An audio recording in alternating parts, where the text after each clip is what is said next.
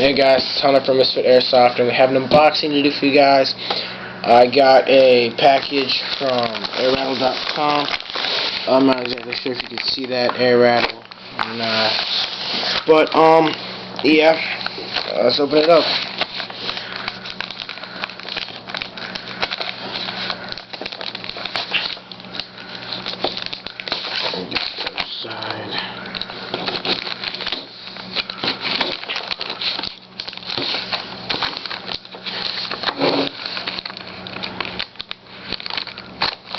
That's the worst packaging here.